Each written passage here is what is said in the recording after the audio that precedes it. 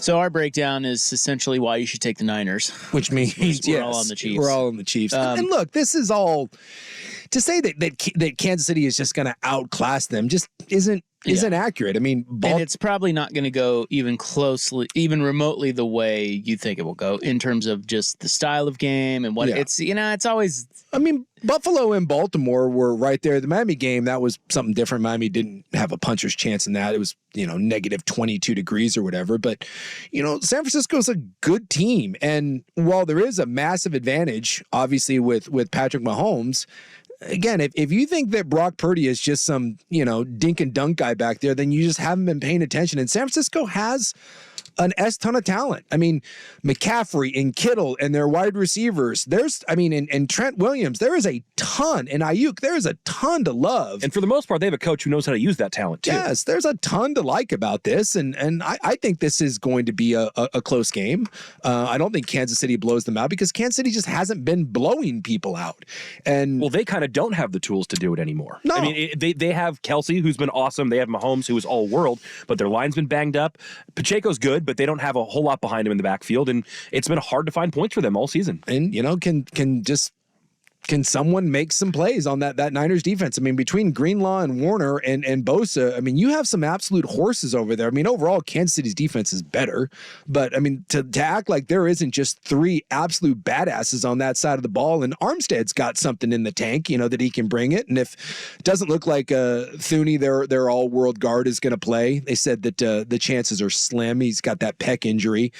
And if he can't go, I thought that would be a killer against the Ravens. And it really wasn't until the second half when adjustments were made and Baltimore really kind of shut them down. But, that's one of those when you look at between Kinlaw, Hargrave, and Armstead, someone has to make Kansas City pay for having probably the worst offensive lineman filling in for Joe Thuney, the worst O lineman that's going to play in that. You have to take advantage of that. And then the two Kansas City tackles, which haven't been very good all year, they've been absolute holding machines, penalty machines, and they've played pretty well in the postseason. You need Chase Young, and more importantly, you need Bosa to step up and really make that a giant advantage for the Niners. And if you can do that, you're in this. People forget Baltimore's defense.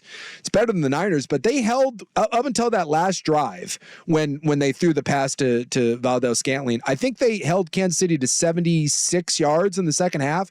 You can stymie this Chiefs offense. They shut them down completely. No points in the second half. You can put the kibosh on this if you play well.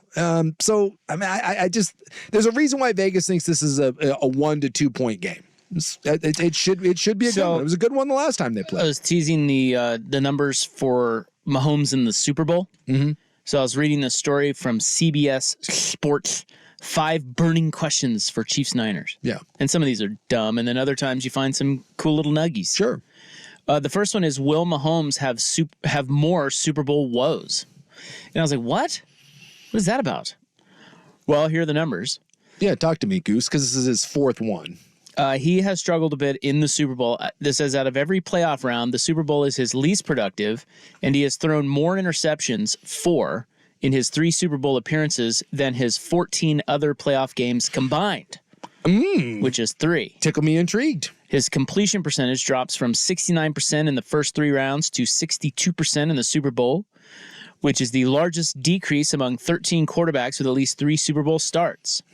His yards per attempt also decreased from 8 in the first 3 rounds to 6.3 in the super big game.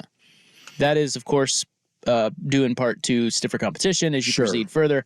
But if Mahomes' struggles continue, that'll drastically limit Kansas City's ability to repeat. Now, I'm going to look at this game by game because I wondered how much of this was going to be affected by the Buccaneers Super Bowl when they took an ass whooping. It's 31-9. And that was the one where both of his tackles were out and Patrick Mahomes was basically playing 1 on 11. If you remember that game, he was running for his life. He even had one where he had some Superman ass throw where he was falling down and like going forward and he threw it into the end zone and it should have been caught. It would have been the best pass you've ever seen in your entire life. I remember that. He was fully horizontal, going go look that up. And then I don't remember who the receiver was, but he dropped it. And I believe it was in the end zone. Would have been the best play you've ever seen. And so that game, he was 26 of 49 with no touchdowns and 2 picks and at a quarterback rating of 52.3. Okay. I don't put that on Patrick Mahomes. There was nothing to speak of. There was no run game. There was no protection. That thing was just an absolute landslide of just talent and injury just going against the Kansas City Chiefs. So I need to look and see what he did in the two Super Bowl wins, because I don't put that one on him at all. And you said he threw 4 picks, right, in those Super Bowls. Well, 2 of those against the Bucs, and maybe I'm just letting him off the hook, but I just don't judge him in that game. Well, remember the first Niners game, Yeah, Super Bowl, they were down 10 at the end of the third quarter. yeah, and came around back. They only had 10 points. They scored 21 points in the fourth. Yeah, His numbers in that game, 26 of 42, 286, 2 tutties, 2 picks. okay, so that tale of 2 halves, right?